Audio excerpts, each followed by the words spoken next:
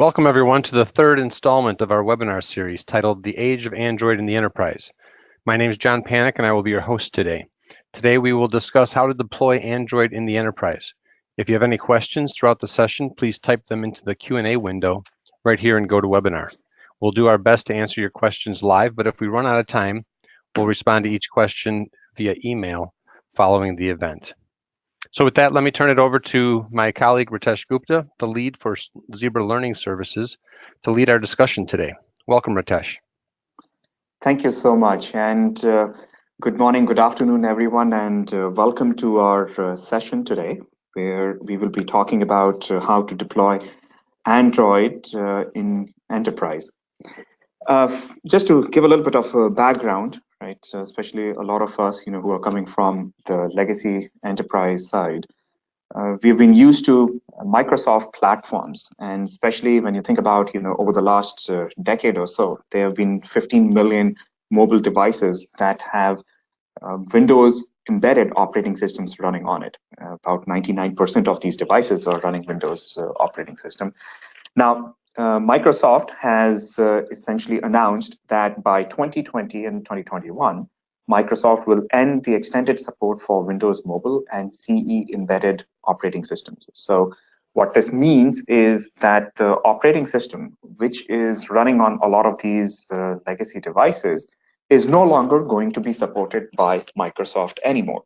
Now, what this means is that from an enterprise perspective, that there is a fork in the road here to essentially make a choice as to the direction that we take our customers towards. Especially what this means is that we need to rebuild the applications regardless of which operating system that we choose. As you can imagine, that the operating system support from Microsoft is no longer there. And if you can see in this table here, especially some of the legacy Microsoft operating systems, like Windows Embedded Handheld 6.5, they are no longer supported. And of course, the main extended support ends in 2020. And the same thing for CE7. If you look at CE6, which again is running on a lot of legacy devices, the mainstream support is ended now, and the extended support ends in 2018. So now what this means is that it essentially creates the scenario for us to think about what our next step should be in the journey for the operating systems. So with that, Ritesh, let's ask our attendees a poll question and see where they are at in the migration journey. All right, so I think that's an awesome segue. So let's open that poll, and everyone, if you are able to take a quick poll here and give us an idea of where you are in this journey. So you're just getting started, you're already done, or haven't given much thought to it yet. If you could just plug in your answers, that would be great. And just another plug for questions. If you have any questions for Ritesh throughout the presentation, please enter them into the Q&A window there and GoToWebinar.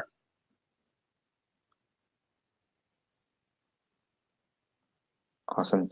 John, we're just still getting Looks like our some stats are more. done there. Absolutely. And let me just share this back with the team here on the call, right? So it's quite an interesting mix here, right? So we see that 63% of the audience, you're just getting started with Android.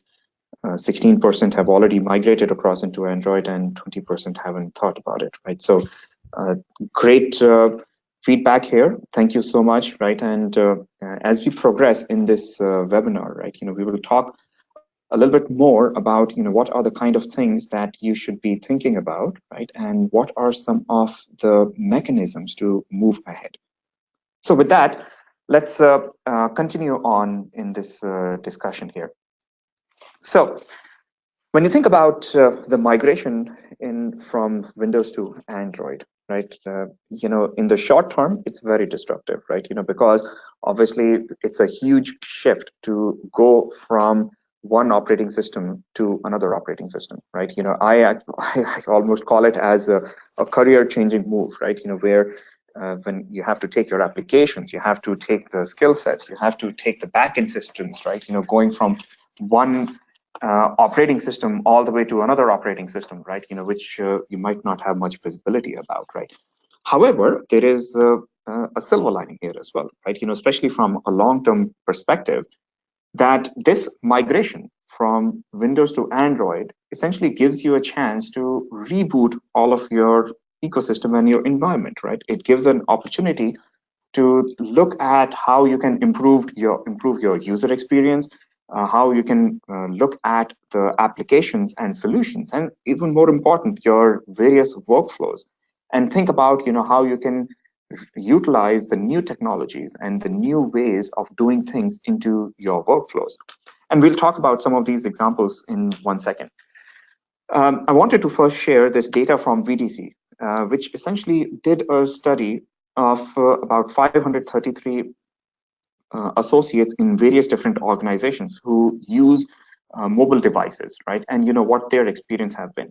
And the interesting thing to note here is that majority of the users are not happy with the current mobile experience, right? So especially how they are using the different devices and the different solutions in their daily life, the cost of supporting and maintaining those legacy solutions, or in fact even as simple as the user experience, right?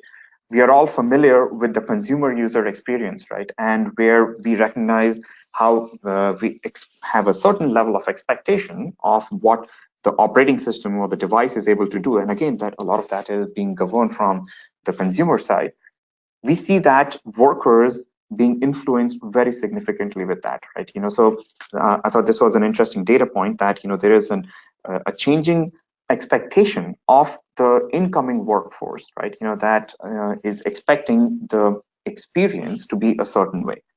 Now, when you think about from a redesign perspective, the modern UI experiences drives better business gains and productivity.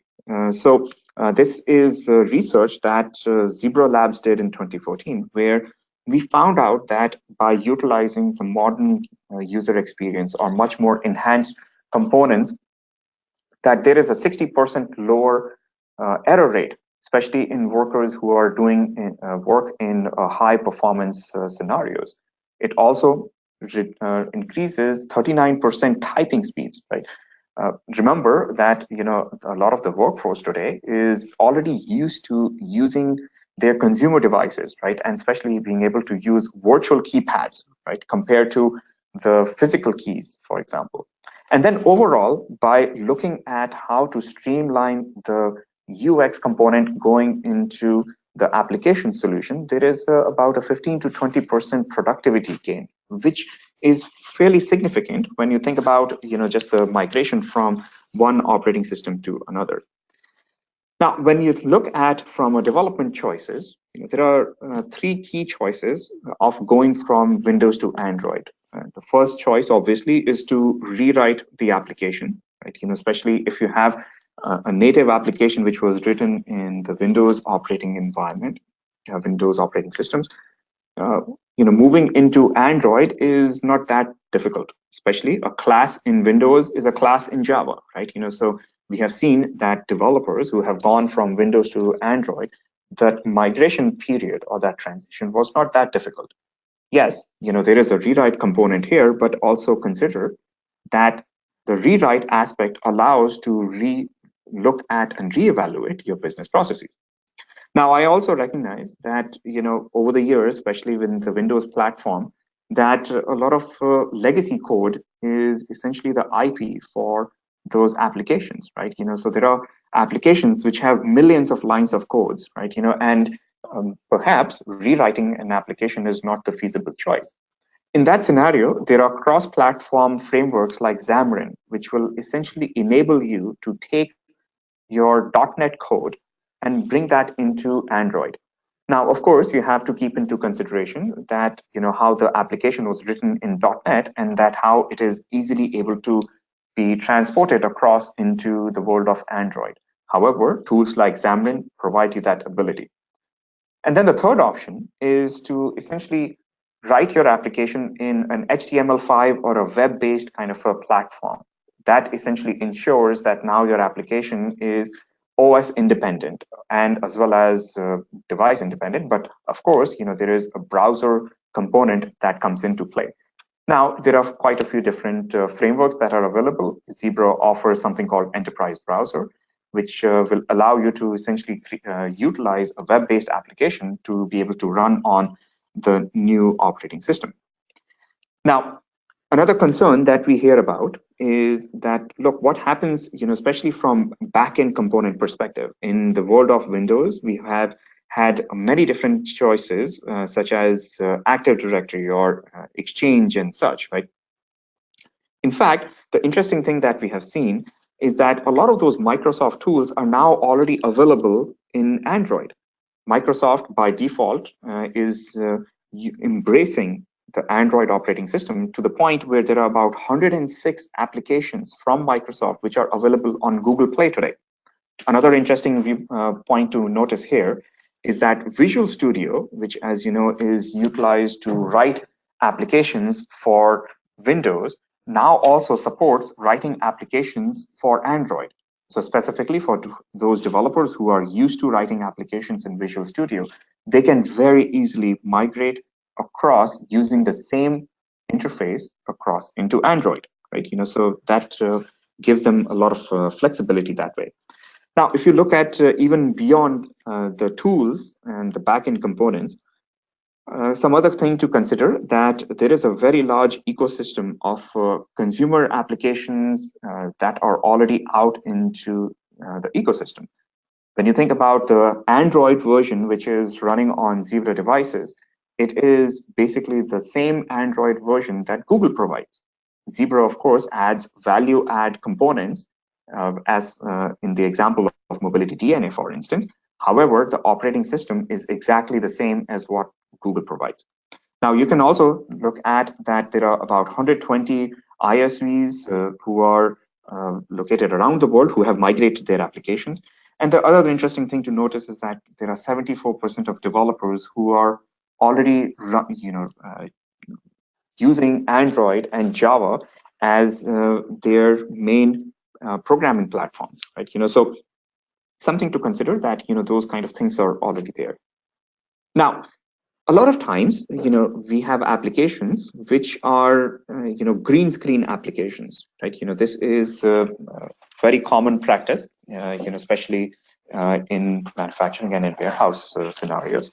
So for that, the Zebra has actually a tool, something called all-touch terminal emulation, which essentially automatically converts the green screen applications to touch experience type applications. So if you were to look at some of those screenshots over here, this is what you would see in a legacy device kind of a situation. And on to the right is where you see the same kind of a green screen application, but in a much more modern UI layout. What this does is that it essentially enables you to migrate into the new operating system with the new UI layout, as well as a full user experience that enables your workers to be much more productive. This tool, the All-Touch TE, is available. There is also components ability to reformat the designs and customize your screen layouts as well, including the ability to specify what kind of text or what kind of data is entered at what point. So as an example, if the associate is only entering numbers, then the keyboard will only be numbers or the specific kind of keys, right? So again, something to consider from the migration perspective for green screen applications. Now, Zebra also provides a few other different components, right? So we of course provide the hardware and the accessories. But beyond that, if you're not familiar, that Zebra also enables various utilities and interfaces that enable you to maximize the capability of the device. Now, beyond that, we also have various different solutions. You might have heard of especially something like mobile dimensioning or SmartPack or SmartLens. But if we focus for a second on the different interfaces and utilities, Zebra provides something called Mobility DNA. And Mobility DNA at the highest level is just essentially value add tools and utilities, which essentially enable the different entities within your organization to be much more effective. So as an example, developers who are writing application on Zebra devices using Mobility DNA are able to utilize scenarios and tools such as Data Wedge or EMDK, to create their applications and utilize all of the device functionality. Backend administrators and folks who are deploying applications and maintaining the devices, they can use tools such as StageNow, which essentially enables the provisioning of an application and settings and various other components onto the Zebra devices. There's also solutions such as Enterprise Home Screen, which essentially will provide a full lockout of the device screen, and of course, making sure that it is fully protected. So I certainly invite to look at Mobility DNA as one of the value add solutions that is available on Zebra devices. Now, in part of this, it's important to recognize that Zebra has a very significant relationship with Google. And Zebra is the only enterprise provider that has that relationship with Google. We have been partners with Google since 2012. And over the few years here, right, we have shipped over 2 million Android devices. But the even more important point to recognize is that Zebra collaborates with Google on new feature functions. So when you look at the new flavors of the dessert that come out from Google, especially for Android, Zebra is able to provide enterprise-related feedback into those operating systems. Zebra is also the leader in device owner and device profile ownership, right? So specifically, these are the feature components that are necessary for enterprise ecosystem. Those are some of the things that we are able to push into the Google Android operating system. So this becomes very relevant to recognize that, in fact, Google also has embraced the enterprise ecosystem as one of their valued providers and partners. And Ritesh, if we could share the video on you speaking about the Google relationship, I want to put this out there as a teaser for the OS migration microsite that we have available. And this is one of the videos that, one of the 5 different videos you can see out there. Awesome. Let me roll the video.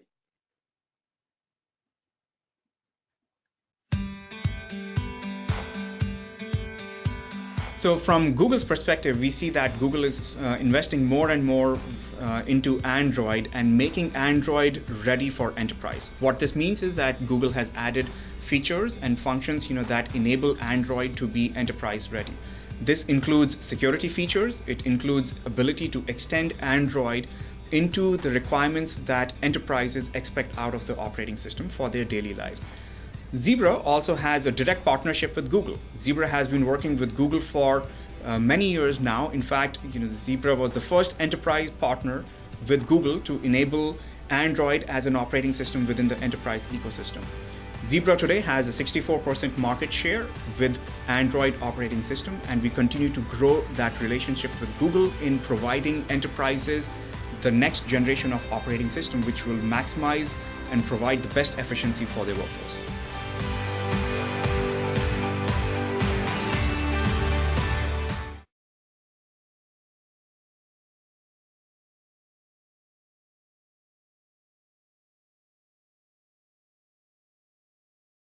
Okay. So, all right, thank you. Certainly. So hopefully that gives a little bit of a perspective about where we are in our relationship with Google.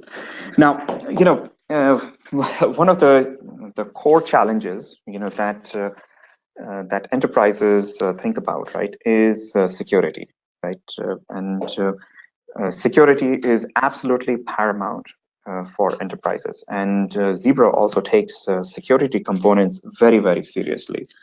Now, when you think about security, there are 3 principles to keep into consideration. One is prevention, second is detection, and third is to have security updates on your devices. The idea behind prevention is that if there is an application, a harmful application that is somehow loaded on the device, that it's not able to do any harm, which means that there are controls available on the device that first off prevent any malicious attack, and secondly also make sure that there is specific access that is only given to certain users and certain applications. And again, in this regards, Zebra provides various different components and controls via mobility DNA, which essentially provide that capability. The second piece is about detection. And this is where it becomes very important that if there is a vulnerability, that the system or the enterprise has the ability to be able to take corrective actions immediately. And this is where, again, Zebra provides various different components and solutions that enable to do that as part of Mobility DNA and the MX framework. Now, from a security updates perspective, Zebra works very closely with Google to ensure that any security vulnerabilities that come out that are addressed very quickly. Now, I want to, in full disclosure, just talk about some of the issues and security threats that do come up on Google. So, for example, in 2017, there was something called WannaCry or Blueborn or Crack Attack, right? Each one of these were different vulnerabilities that were in the operating system. Same thing in 2018, the beginning of 2018, there was something called Meltdown and Scepter, which could essentially allow someone to get into the Android operating system. The thing that I want to make sure that everyone recognizes is that as soon as these threats or vulnerabilities were made known to public, that there were updates and patches that were available from Google as well as Zebra to address them. Now, again, just to also address another component from a security perspective, one thing to recognize is that Android also, or Google, takes security very, very seriously, to the point where, in fact, some of the government applications use Android as for their back office or their as a solution or their operating system for their mission critical devices. And so any of those components that are utilized for government pieces basically make their way into Android, into the enterprise. Now, this is where there were some perceptions that Android is not secure, especially if you think about Google Play Store, that there is malware that is on Google Play Store. So again, in this scenario, Zebra provides the ability to whitelist or blacklist those kind of capabilities where your associates cannot go to Google Play Store and download Angry Birds as an example, right? Also, we have seen that Google has actually further strengthened the security enhancements within the operating system and to essentially ensure that no such vulnerability can be exposed out from a security perspective. Now, when you also look at another layer of defense on top of this, this is where Zebra's Lifeguard comes into play.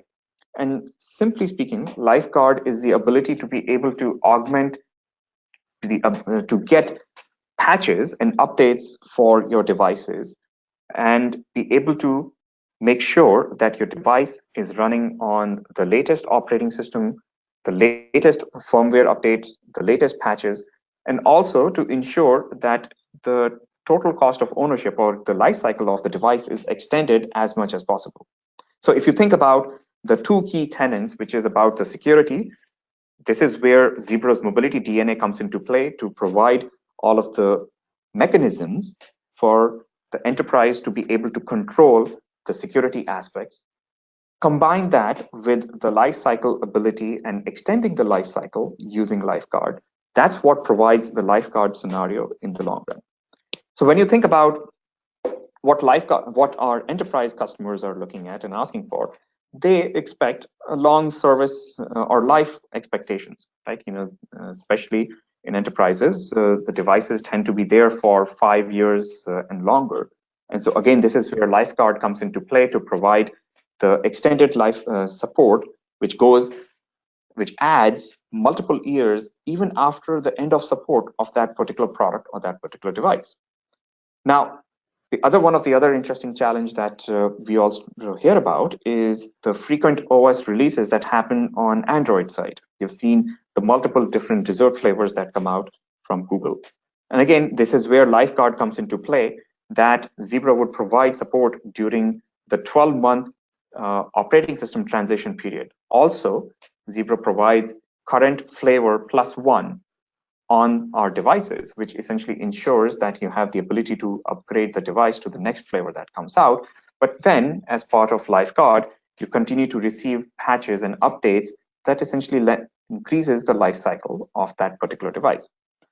Also, now we see that there is a growing number of vulnerabilities. However, the solution to that is that Zebra provides monthly and quarterly security updates, which essentially ensures that the device is appropriately protected. Zebra has, in fact, a dedicated team of Android experts whose task is only to look at from a security perspective if there are any possible vulnerabilities or if there is any scenarios where the device could be opened out for any attack. And this team's responsibility is to actively look at what kind of things are happening. And I'm excited to report that as of March of 2018, there were over 20,000 downloads from about 5,600 unique entities and devices, which were about security updates. Contrast this with where Microsoft operating system used to be. Microsoft used to provide updates. However, those updates were far less frequent. But we also know that Microsoft was a much more open operating system, and it was much more vulnerable from any security threats perspective. Android is much more secure and essentially enables the protection of that.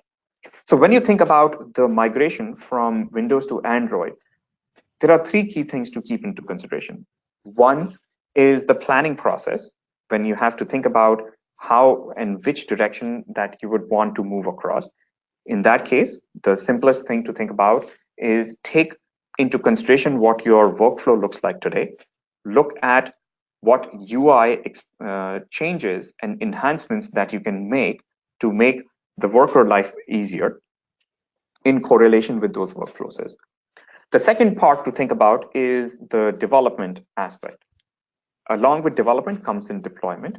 And this is where the thing to think about is what choices do you have? You have the ability to write the application in a native way. The other choice, of course, is to use Xamarin to write a cross-platform application. Or the third choice, to be able to write a browser-based application. The third piece is about security, and which is where we just talked about Lifeguard and the ability to ensure that you have the right patches and right updates for your devices. John, let me pause here for a second and let's run another poll, perhaps.